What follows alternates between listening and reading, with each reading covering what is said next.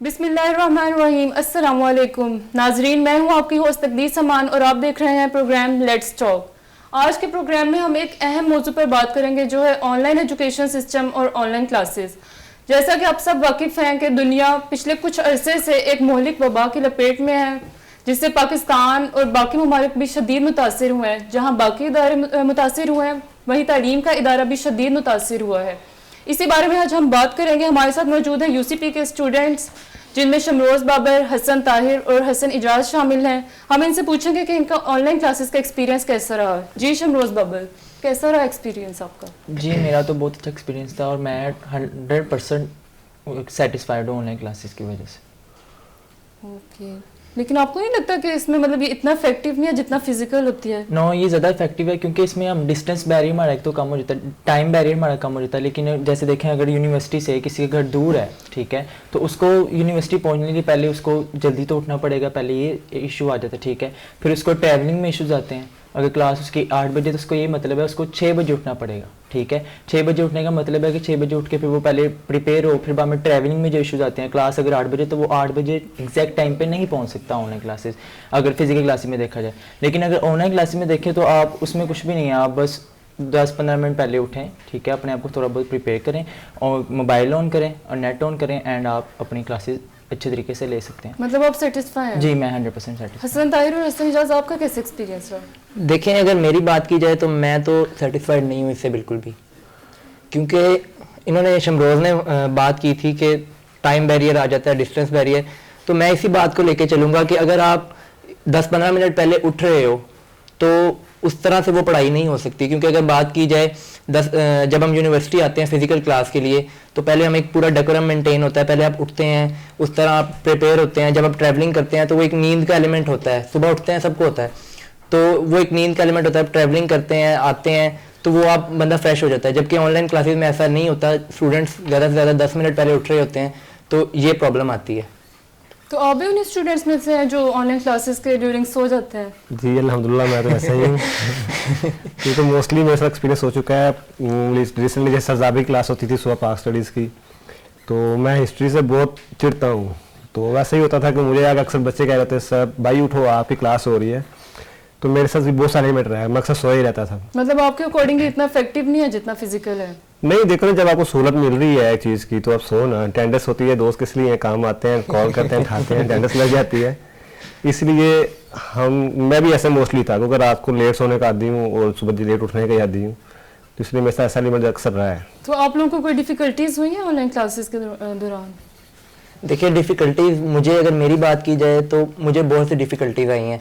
जैसे इंसान एक उठता है, जैसे फिज़िकल में बात की जाए तो एक टीचर सबको इंगेज करके रखता है। जो स्टूडेंट्स उस तरह से इंटरेस्ट नहीं भी ले रहे होते, टीचर उनको भी इंगेज कर लेता है। लेकिन जब ऑनलाइन में बात की जाए तो टीचर जितना मर्जी वो ट्राई कर ले, बेशक टीचर्स बहुत काबिल होते हैं, लेकिन वो उस तरह से इंगेज नहीं किया जा सकता, क्योंकि आपकी फ़िज़िकल जो अपीयरेंस है वो बहुत मैटर करती है।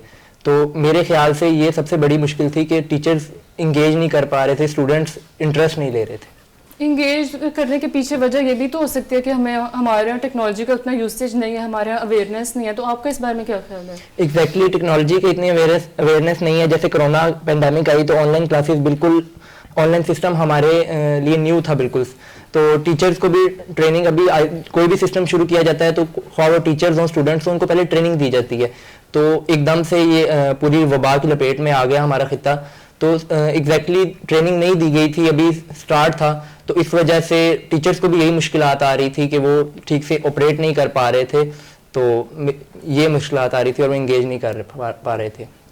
जैसे कि जी अभी आपने टेक्नोलॉजी के बारे में पूछा, तो मैं आपको बताना चाहूँ कि जैसे ये दौर जा रहा है हमारा, मुझे नहीं लगता कि कोई भी इंसान ऐसा होगा जिसको टेक्नोलॉजी का यूज़ नहीं आता, ठीक है। अगर वो आप छोटे से छोटा बच्चा देख लें या बड़े से बड़ा बच्चा देख लें। और अगर टीचर्स की बात करें तो हो सकता है टीचर्स इसमें ज़्यादा कंफर्टेबल हो, ठीक है। हमारे कुछ स्टाफ ऐसे हैं जो फीमेल्स हैं, ठीक है, हो सकता है वो हाउसवाइफ हो, उनको काम वगैरह भी करती हों घर के, ठीक है। तो उनके लिए ये अच्छा होगा, क्योंकि देखें अगर वो घर के काम भी करें, साथ वो कैमरा वगैरह, मोबाइल या कुछ भी या रिकॉर्डर शायद ऑन कर लें, कैमरा ना भी ऑन करें, वो साथ साथ अपने घर के काम भी कर सकती हैं और साथ साथ हमें स्टूडेंट्स को भी देख सकती है। तो मेरे ख्याल से जो ये दौर जा रहा है IT की फील्ड में, सब लोगों को पता है इस चीज़ का। लेकिन आप लोगों को नहीं लगता कि पाकिस्तान जैसे अंडर डेवलप कंट्री में हमारा इतनी अवेयरनेस तो नहीं है टेक्नोलॉजी हमारी की, ज़्यादा awareness- लोगों को यूज़ ही नहीं करना आता। हमारी अवेयरनेस बहुत ज़्यादा है, ठीक है। अगर आप यूट्यूब ऑन करें उसमें आपको 15 साल का बच्चा भी मिलेगा और आपको 40 साल का आदमी भी मिलेगा, ठीक है। यूट्यूब अगर वो यूज़ कर सकता है तो ये जूम ऐप या स्काइप वगैरह ये चीज़ें यूज़ करना कोई इसके लिए डिफ़िकल्ट नहीं होगा मेरा ख्याल। ओके, तो जैसे ये भी सुनने में आया है कि यूनिवर्सिटीज़ और कॉलेजेस की ड्यूरिंग ऑनलाइन क्लासेस फीसेस जो है वो इंक्रीज़ हुई है। हालांकि होता तो ऐसे है कि अगर ऑनलाइन क्लासेस हैं तो पेरेंट्स का ज़्यादा जो है वो बजट में प्रॉब्लम होगा, क्योंकि अगर उनके 4 बच्चे हैं तो चारों के लिए अलग लैपटॉप और फ़ोन और इंटरनेट का जो है सारा अरेंजमेंट करना पड़ेगा। तो आपके ख्याल में ये थोड़ा वो नाइंसाफ़ी है पेरेंट्स के साथ? नहीं ना, अगर देखी जाए ना, पेरेंट्स एक तरह के तो पेरेंट्स नहीं ना होते, ठीक है। कुछ लोग ऐसे हैं जिनके बिजनेस वगैरह थे, ठीक है। अगर ऑनलाइन देखें तो अगर वो उनका कोई बिजनेस था तो पहले उनको अगर फिजिकल या कोरोना वायरस से पहले उनको पहले जाके अपना काम सारा देखना पड़ता था, ठीक है। जाके अपने जो लेबर्स वगैरह थे उनको देना पड़ता था। लेकिन ऑनलाइन में ये था कि उन्होंने अपने लेबर्स साइड पे कर दी, ठीक है, और उन्होंने अपनी मार्केटिंग शुरू कर दी ऑनलाइन। तो उनका वो टाइम वहाँ से बचकर उनकी जो पहली अर्निंग थी वो पहले से डबल हो गई है, ठीक है। वो पेरेंट्स की वो आ जाती कैटेगरीज आ जाती हैं, वो किस तरह की जॉब करें, किस तरह का उनका काम है। But if we talk about middle class, उनके लिए तो डिफ़िकल्टी है ना ये। मिडिल क्लास के लिए डिफ़िकल्टीज़ हैं, लेकिन उसमें अगर हम देखा जाए तो अगर इंसान अब एक टाइम पे एक सारे सब बच्चे एक क्लासेस में तो नहीं ना होंगे।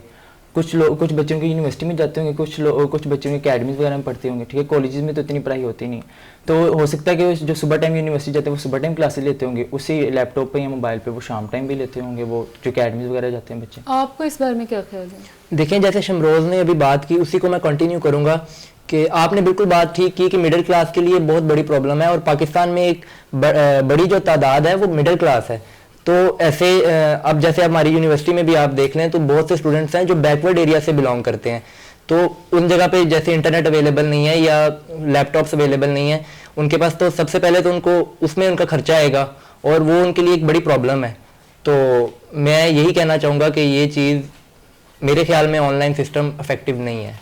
जैसे अभी आपने कहा कि ऑनलाइन सिस्टम इफेक्टिव नहीं है, तो मतलब आपको कोई डिफ़िकल्टीज भी आई तो उसके लिए यूनिवर्सिटीज़ की तरफ से, कॉलेजेस की तरफ से कोई प्लेटफॉर्म दिया गया कि आप अपनी जो है वो कंप्लेन जो है वो रजिस्टर करवा सकें कि आपको ये प्रॉब्लम है और उसके लिए ये चीज़ सोल्यूशन होना चाहिए? जी बिल्कुल, जैसे हमारी बाकी यूनिवर्सिटीज़ की तो मैं सच बात नहीं करूँगा, लेकिन हमारी यूनिवर्सिटी में बाकायदा स्टूडेंट पोर्टल है, उसमें कंप्लेंट सेल दिया गया, आप अपनी कंप्लेंट फाइल कर सकते हैं। आप यूनिवर्सिटी कोरोना SOP फॉलो करके आ सकते हैं और स्टूडेंट सर्विसेज सेंटर बनाया गया है जहाँ आप अपनी कंप्लेंट्स दे सकते हैं।